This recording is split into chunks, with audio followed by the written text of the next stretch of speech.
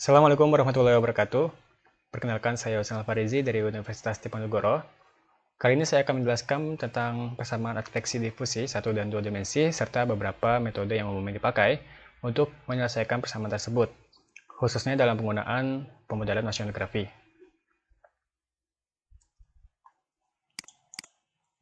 Baik, langsung saja.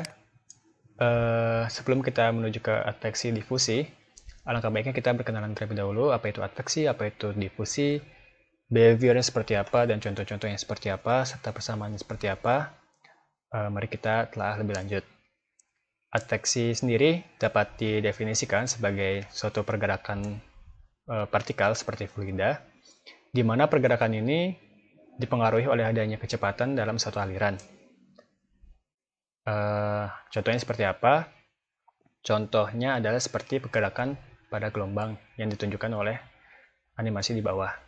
Nah, pergerakan gelombang tersebut merupakan salah satu contoh dari pergerakan adveksi, di mana pergerakan ini menyebabkan suatu partikel itu berpindah dari satu titik ke titik yang lain. Seperti apa persamaannya? Nah, berikut merupakan persamaan dari adveksi. Pada satu dimensi sendiri dinotasikan oleh 2F per 2T sama dengan minus U 2F per 2X. Di mana F merupakan konsentrasi, T merupakan waktu, U merupakan kecepatan aliran, kemudian X adalah ruang. Untuk persamaan dua dimensi sendiri, kita tambahkan dimensi lain, yaitu dimensi vertikal yang ditunjukkan oleh kotak berwarna merah atau dimensi Y.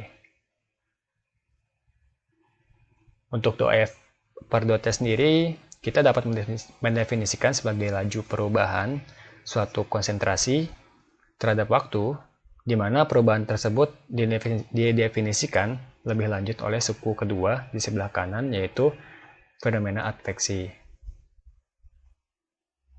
Kita lanjut ke difusi. Apa itu difusi? Mungkin ini adalah fenomena yang paling sering diamati oleh kita. Difusi dapat didefinisikan sebagai suatu peristiwa mengalirnya suatu zat, seperti fluida contohnya, dari konsentrasi yang tinggi ke konsentrasi yang lebih rendah. Nah, peristiwa seperti ini dapat menyebabkan zat yang semula memiliki konsentrasi yang tinggi menyebar ke segala arah, sehingga secara perlahan konsentrasinya akan semakin menurun. Dapat dilihat pada animasi yang sebelah kanan. Jika kita menganggap suatu polutan memiliki konsentrasi yang lebih tinggi, kemudian kita tempatkan pada lingkungan dengan konsentrasi yang lebih rendah, maka polutan tersebut akan menyebar ke segala arah, terdiffuse. Kemudian secara perlahan, secara gradual, konsentrasinya akan semakin menurun karena terjadi penyebaran. Dan dapat ditunjukkan oleh grafik animasi yang sebelah kanan bawah. Seperti apa persamaannya? Nah, ini merupakan persamaan difusi, di mana dinotasikan oleh 2F per 2T sama dengan AD, atau koefisien difusi dikalikan dengan turunan kedua dari konsentrasi terhadap ruang. Persamaan ini sendiri memiliki arti fisis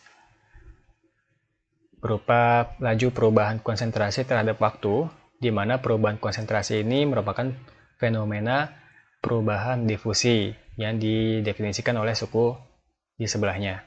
Untuk persamaan dua dimensinya sendiri, kita tambahkan oleh dimensi vertikal, yaitu dimensi Y.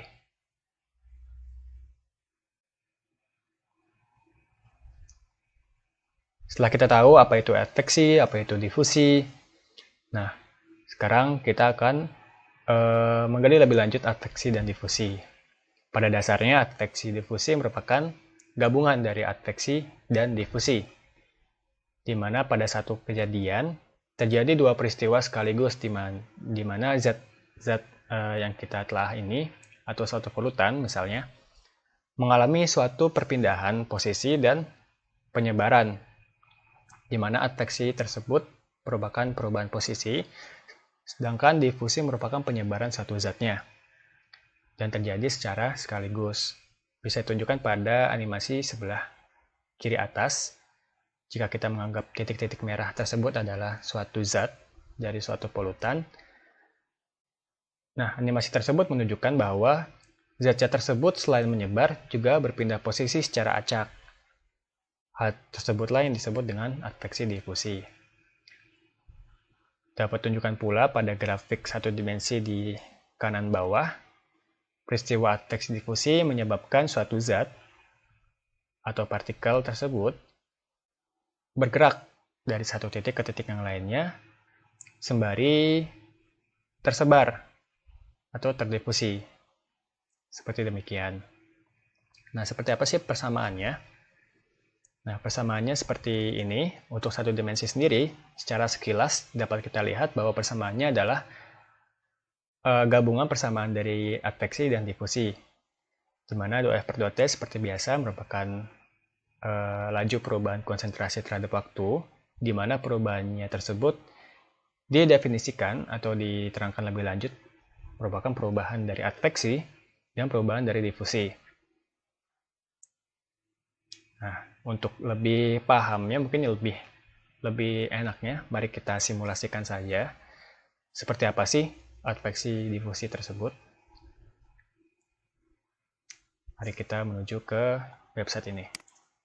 Nah, melalui website ini kita dapat mensimulasikan suatu kejadian peristiwa adveksi difusi yang diselesaikan oleh metode Crank-Nicolson. Pada fitur ini terdapat flow, kontur, kemudian massa, di mana flow ini merupakan peristiwa adveksi. Nah, seperti yang kita lihat di persamaan tadi, persamaan ini,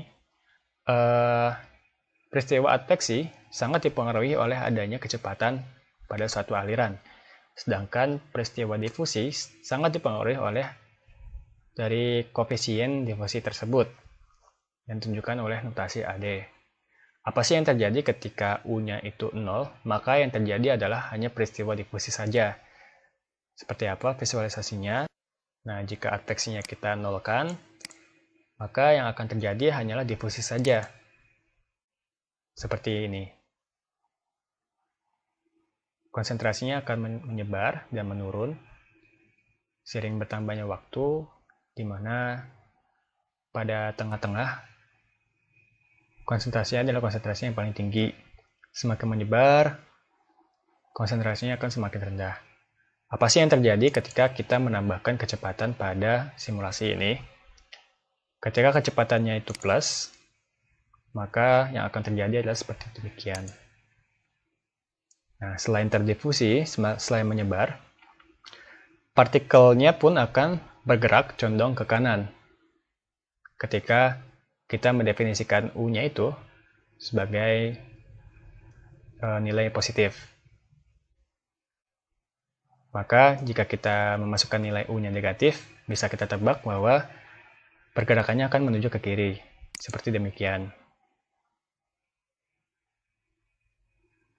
U adalah kecepatan aliran pada arah horizontal, sedangkan V adalah kecepatan aliran pada arah vertikal. Seperti apa kira-kira jika kita mensimulasikan gerakan difusi serta gerakan adveksi secara vertikal? Nah, seperti demikian. Seperti inilah visualisasi dari adveksi difusi secara sederhana. Jadi, suatu zat atau partikel secara bersamaan akan mengalami suatu peristiwa difusi atau penyebaran serta peristiwa perpindahan atau adveksi. Seperti pada persamaan berikut ini. Jika kita tarik mundur, atau jika kita pindahkan suku-suku ini ke ruas kiri semua, maka akan terasa make sense ketika kita membandingkan pada saat simulasi yang telah kita lakukan. Di mana saat adveksi dan difusi ini kita pindahkan ke kiri semua, suku adveksi menjadi positif, kemudian suku difusi menjadi negatif, di mana arah negatif dan positif pada adveksi menunjukkan arah dari kecepatan tersebut, Kemudian untuk suku negatif dari difusi menunjukkan bahwa semakin besar waktu atau semakin lama model ini dijalankan, maka konsentrasi pada suatu zat itu juga akan semakin berkurang.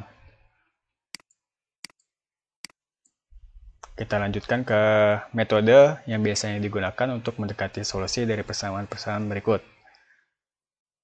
Biasanya kita akan menggunakan metode beda hingga, di mana metode ini terdapat dua jenis, yaitu eksplisit dan implisit. Pada metode beda hingga eksplisit terdapat tiga metode, yaitu FTCS, leapfrog, upstream. Sedangkan pada metode implisit terdapat satu metode antara lain adalah Crank-Nicolson.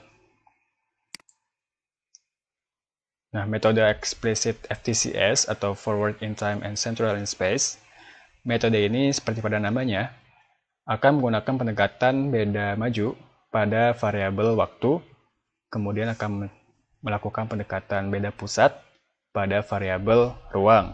Seperti yang ditunjukkan pada diskritisasi dari persamaan adveksi satu dimensi di bawah ini,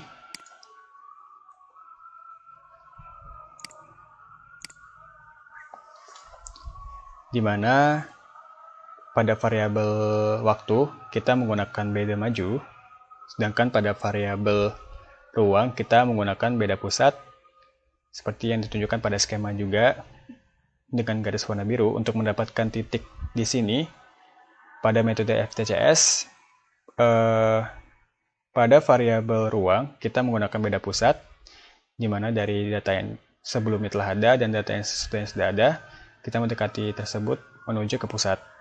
Sedangkan untuk variabel waktu, kita menggunakan pendekatan maju, di mana dari n-1 menuju n. Metode selanjutnya adalah CTCS, atau Center in Time and Central in Space. Dari namanya, maka variabel waktu maupun ruang, kita menggunakan metode pendekatan beda pusat.